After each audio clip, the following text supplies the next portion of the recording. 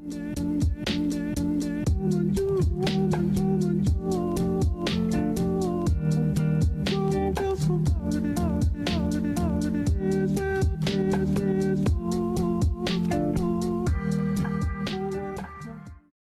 everyone. I'm Deb Luster. And I'm Sarah Luster. This is episode 8 of the Luster Leadership Series. This series explores AEC industry trends, highlighting the voices of industry leaders and examining how COVID-19 continues to influence jobs and the workplace. Today, we're doing things a bit differently because I have the honor of being here in person with our 2 industry leaders for this interview. Here at the Empire State Building in New York City, we are speaking today with Stephen Dilts and Bob Stromsted at the New York offices of HNTB.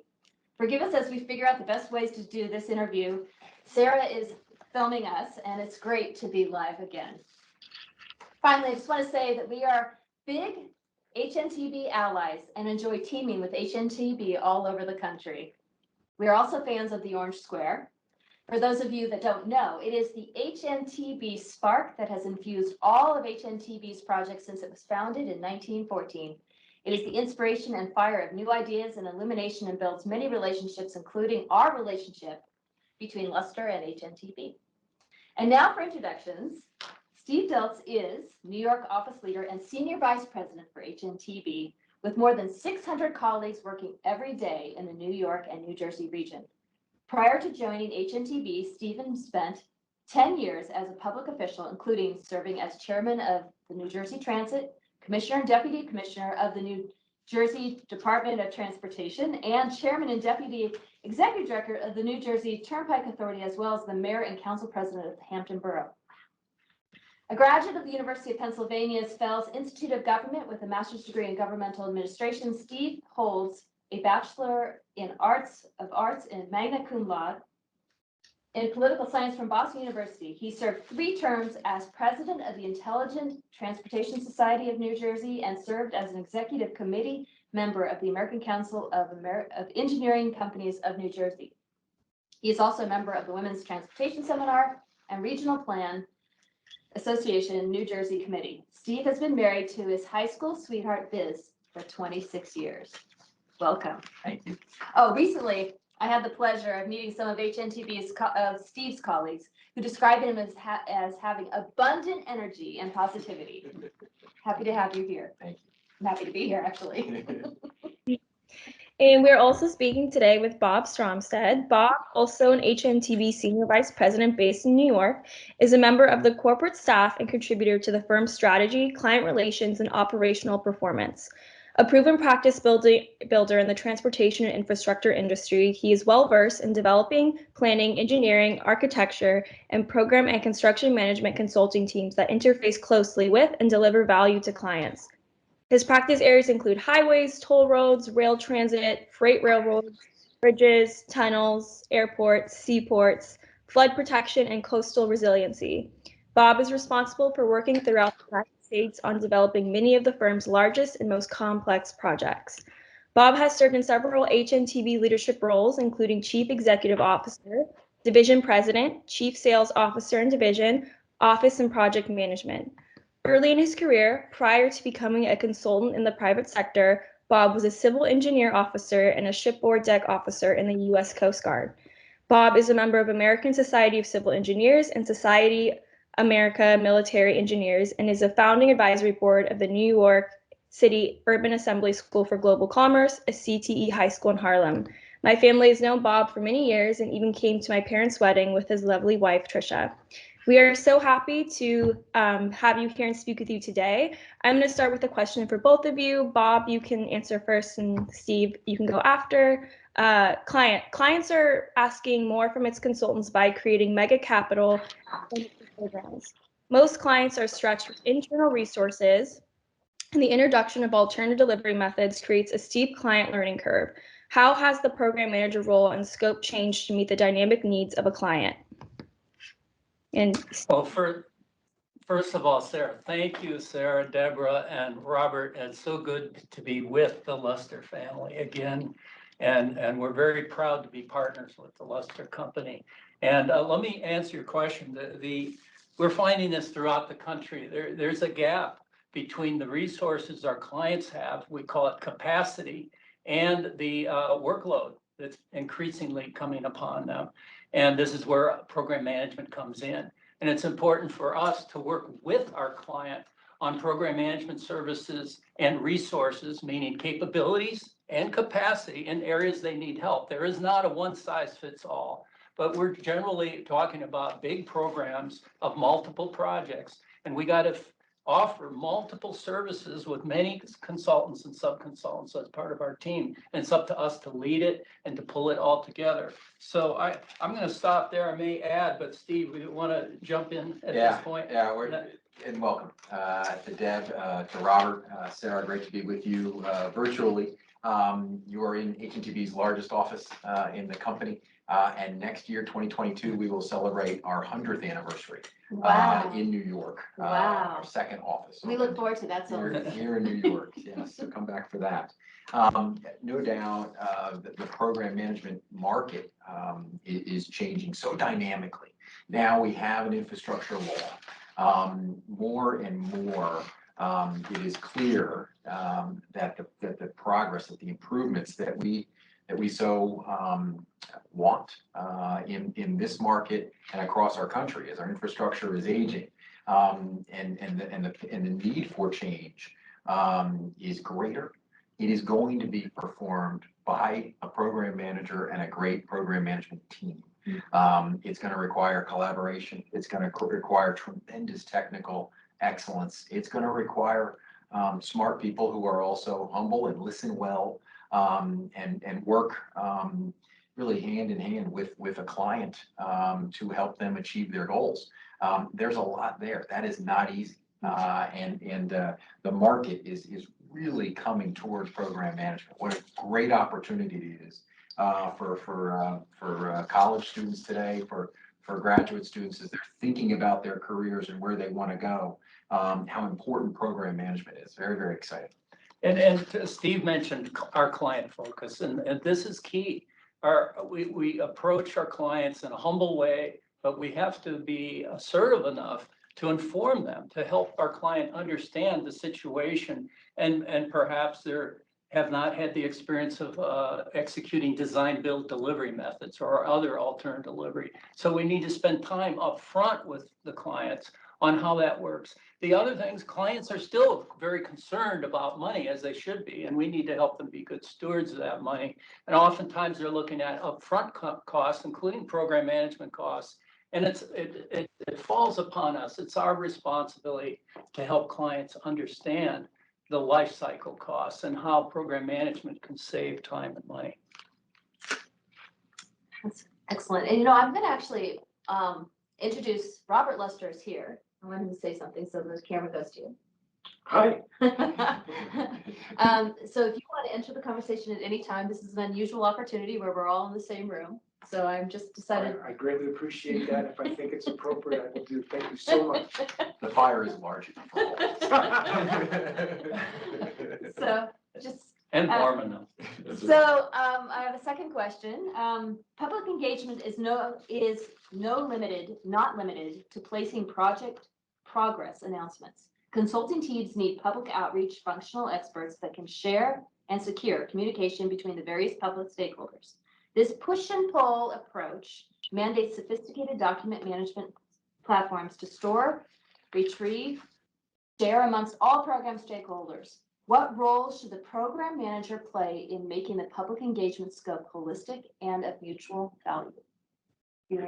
Yeah, more and more it's clear that a client and those that are organizing a project need to begin with the community in mind, community in the center of the space that is used to plan for that project and ultimately see it through. Successful projects begin with a community in mind, and that's incumbent upon the program manager to be sensitive to that, aware of that, help facilitate that, make sure that the expertise is on those project teams that can help achieve that end. It's not easy. And again, requires what we call necessary characteristics. I'll go back to listening well, to be empathetic, and to use the right judgment ultimately. But it is the difference between a successful project and a project that never gets off the ground. Oftentimes, it's the role of the public and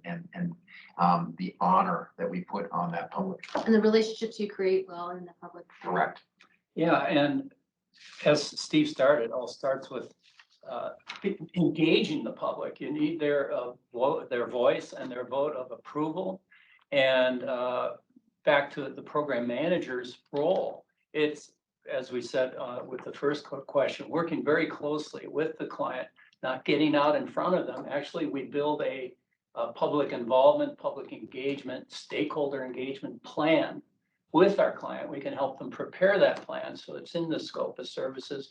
And we can prepare a matrix of who does what when, so that we're not overstepping any boundaries. They understand what our roles are, we understand theirs, and we can do a full service turnkey kind of role or participate more in the background in a support role. But we have to be aligned with the client number one, and then build an alignment process with those stakeholders one-on-one, and then be prepared for the larger public meetings where you're going to get questions from all sectors. And it's an iterative process. It needs to be properly scoped and budgeted, and then that will reach success and fewer opponents and more folks who are endorsing the project. It's a real proactive process. It sounds like it Yeah. takes a lot of planning and a lot of listening to all kinds of different stakeholders. So good job. Yeah, we really enjoy that part of it, and but have to stay close to the client. We have the technical sides, but we really the front end leadership with the consultant and the client. You have to work with the upper echelons of your client to make sure everyone's together on that strategy. And it certainly where the Biden administration is going. The secretary speaks to how projects can heal communities, bring communities back together that perhaps were once divided. Thinking about an interstate or a mass transit system that was not accessible when it was originally built. We can go and improve and enhance the system, and that is where a lot of the funding, a lot of the good thought behind the recent infrastructure bill is going in that direction. And absolutely, for folks that are listening to this fireside chat, research what Justice 40 is and where the benefits are expected to redound of a transportation project. Very, very exciting time and a once in a generation moment here. Yeah, Steve, you brought on a couple other points. I'd like to first to reinforce the equity services that we can help clients provide, looking at the benefits, the benefit costs of certain actions on planning projects and mitigating any kind of impacts. In fact, doing even better than it, making travel times shorter for those who are in disadvantaged neighborhoods who might take an hour to get to their job by bus, when we make some simple adjustments to the transit system to make it a 15-minute ride to their place of employment. So that's the equity side. But the other thing, Steve, we're looking at, and of course we have to bring the client into this, is the capacity building and helping small and disadvantaged businesses, not only in the community, but certainly more broadly in our industry. Right, our partners, right, Yeah, and we work yeah, with and yeah. who value and every single day is part of our success. It's very true, Bob. Well, that's wonderful. Yeah. It sounds like it's a great time to get into this industry. So for all the young people that could be listening, this could be potentially a wonderful time to get into the AEC business for sure. So we have another question, kind of switching gears to COVID-19, because that's kind of the second part of the series, is understanding how COVID has impacted the workforce. And so we talk a lot about how in our series, how we've kind of moved to virtual meetings. And so we want to know, what other ways has COVID changed the way you work? Are there any positive ways that it's influenced how you communicate with people? And And do you feel like we're going to be continuing to use, some of these virtual meetings in the future? But we've certainly come a long way, because I haven't done a true conference call Yeah. in a few years now, right? And if you ever have to do that, it actually is quite unusual. It feels fun, even though I think that's the way most of us. Without the video? Without the video, right? A Yeah. call without video, right? Right. Doesn't feel quite right Yeah. anymore. Yeah. And in some ways, it enhances the experience. Sarah, to see you today virtually has much more of an impact than if we were just simply voices on a phone. But that said, there is nothing that replaces in-person interaction. That's who we are. We are wired this way. We are wired, and HNTB absolutely is a company built on in-person. Being together is better. There is no doubt. And we pride ourselves in meeting with clients in person, and meeting together here in this conference room in person, safely, following protocols, and respecting each other. Very, very important that we be able to be who we are. We worked through some very, very challenging time over these 2 years. Who knows what's to come? But we continue to aim for the essence of really how we built our business, how so many of us built our careers. If we didn't have those opportunities for mentorship and for collaboration in the informal sense of things, Yes. we would not have gotten to where we are today. They talk about the water cooler, which you don't know much about the water cooler, but the water cooler discussion is all about just being around the water cooler and talking about how your weekend was, which we all miss. Yeah, Yeah. it's the spur of the moment idea. That's where creativity. That's where so much passion lives there, right? I don't think we've replaced that. We haven't dared replace it, and nor should we. Though we have, I think, in many ways, come a long way learning through a hybrid environment. Well, some of this may be redundant, but I'll fill in a few other areas. First of all, we do encourage being together, in the office, and if it requires masks and social distancing, so be it. We do that. In some areas, policy allows a little more, less social distancing, but the key is the health of our employees, following our client, and if clients are uncomfortable, in some areas they are, and it may not be a policy, but it's what they tell us. So it's always important to be close to your client, and if they're more comfortable having folks, for example, who have had vaccinations, attend their workplace. They're our host, they're our client, and we will abide by that. And it's our business, and it's in the best interest of our business, and in my opinion, best interest of the health of the country too. And being prepared is having your business ready. And so we encourage working together in offices, and we also encourage and incentivize being vaccinated, but there is no requirement. We're flexible, and we need to retain a strong component of virtual. And the other thing, like today, we mentioned video conferences, but once in a while I show up on a video conference, I'll notice people are not turning on their video. And this is such an opportunity to really connect. And we've all learned over the last year and a half, 2 years, you can build tremendous relationships through regular video conferences, ongoing. You have the camera on, you can feel it. Your feelings get through. You still miss the water cooler, you miss the impromptu, hey, let's get together and talk about something. But you want to take advantage of those video conferences. Don't, anyone who's listening, don't turn off your camera unless you're taking a bite of peanut butter and jelly sandwich or something. But please keep your video cameras on. Anything else you want to add about COVID, or anything else that you want to add at all to this chat? What an exciting time it is for this industry. So for your viewers today, I would absolutely recommend that they strongly consider getting into this field.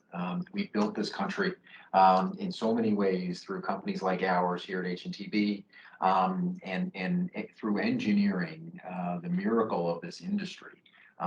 There is so much, or the dawn of in many ways, a new age, thanks to the infrastructure funding that is at hand, thanks to the recommitment of certainly local and state officials to raise the necessary revenues and funding to invest in transportation. It's good for business, it's good for the economy, and there is no doubt that that's where we are. And we need more engineers, we need more specialists that value, that have a passion for building and for designing and for dreaming of tomorrow. It's where we are, and probably the biggest challenge will be in workforce development.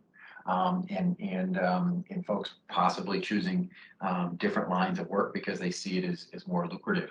I think over a career, Bob, you can build so much wealth with a capital W, the meaning of wealth, all that goes into that in an industry such as ours. So hopefully folks are inspired and sparked and who are on the path continue on that path. Because you're already on your way. Well, it's such a rewarding field, the consulting, engineering, architecture, planning, management. Steve, I'm guessing we have at least 50 different disciplines in this office.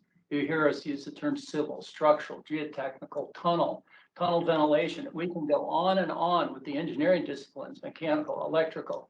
But think of the other services that is important. We have specialists in public outreach, public engagement, diversity, inclusion. We have specialists in environmental and sciences. We have PhDs, we have bachelors, we have every possible discipline you can think of in marketing. And when you look at the whole spectrum of our business and running this business, it's a rewarding field. We plan things, we work with clients, we develop, and we see them built and we see them in service. It's just so rewarding. So we hope that many others want to join us in this field. And as in all businesses, it's a relationship business, and get involved with your company, with your meetings, with Steve's office meetings. He hosts all office meetings. We have project meetings. I hold project meetings with my teams across the country, and also externally, meaning professional societies, organizations, meetings with your clients. All of these things are important. We're continuously learning. You didn't check or say how many years I've had in the business, but it's been quite a few. Every day I view as an opportunity to continuously learn, and there are always challenges, and we go to those challenges to address them. So thank you for your time, Deborah, Robert, Sarah, great to see you again. And thank you so much for joining us today. We're inspired by your leadership, energy, commitment to building relationships and projects nationwide, maybe worldwide. Your philosophy, culture, vision, and dedication to values like inclusion and sustainability are why you and your company are industry leaders. And we are so happy to be working with you and beside you. And I'm so happy that we were here with you today. Thank you, Deb. Thank Thank you, you. Robert. Thank you, Sarah. Yeah, it was great to see everyone.